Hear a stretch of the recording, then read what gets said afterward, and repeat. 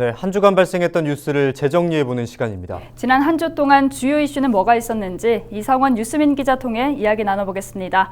안녕하십니까? 네, 안녕하십니까. 뉴스민 이상원 기자입니다. 네, 우선 지난 한 주 동안 발생한 주요 이슈부터 종합해 주시죠.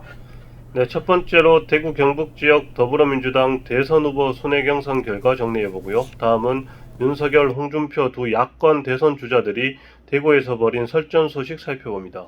끝으로 여성 친화 도시로 선정된 경산시가 여성 청소년 생리용품 지원 조례안을 부결했다는 소식 짚어보겠습니다. 네, 지난 주말 대구에서 더불어민주당 대선 후보 순회 경선이 열렸는데 결과는 어땠습니까? 네, 이재명 경기도지사가 11일 대구 인터블고 호텔에서 열린 대구 경북 지역 더불어민주당 대선 후보 순회 경선에서도 과반 득표를 하며 1위에 올랐습니다. 충청권 경선에 이어 대구 경북에서도 과반 1위를 기록하면서 대세론이 더 힘을 받는 모양새입니다. 이 지사는 전체 선거인단 11,735명이 참여한 투표에서 5,999표, 51.12% 득표율을 기록했습니다. 의원직을 사퇴하면서 민주당 정권 재창출에 모든 것을 건다고 밝힌 이낙연 전 대표는 3,284명, 27.98% 지지에 그쳤습니다.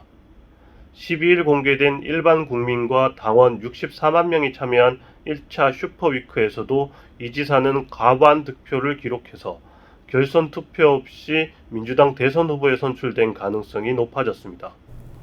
네, 야권 대선 주자들의 경쟁도 눈길을 끄는데요. 지지율이 상승세에 있는 홍준표 의원과 1위 자리가 위태로운 윤석열 전 검찰총장이 대구에서 설전을 벌였다고요? 네, 지난 10일과 11일 홍준표, 윤석열 두 야권 대선 주자들이 대구에 왔습니다. 최근 발표되는 여론조사에서 상승세를 보이고 있는 홍준표 의원은 골든크로스가 이루어졌다면서 주말 동안 대구 경북 일정을 통해 상승세를 굳히겠다는 의지를 밝혔습니다. 홍 의원은 특히 최근 고발사주 의혹으로 곤란을 겪고 있는 윤 전 총장을 향해 의혹이 사실이더라도 권력 집착이 강해 사퇴하진 않을 것이라고 일관했습니다. 윤 전 총장은 대구 경북 발전 공약을 발표하는 자리에서 기자들과 만나서 홍 의원 등을 향해 야당 기득권 정치인이라고 비판했습니다. 고발사주 의혹과 관련해서는 앞으로 지켜보라며 그럴듯해 보이지만 시간이 지나면 조목조목 문제가 드러날 것이라고 자신감을 드러냈습니다.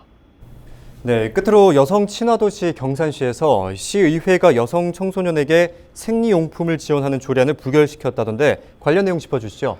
네, 경산시의회가 우여곡절 끝에 본회의에 올라온 경산시 여성 청소년 보건위생용품 지원 조례안을 지난 10일 부결했습니다.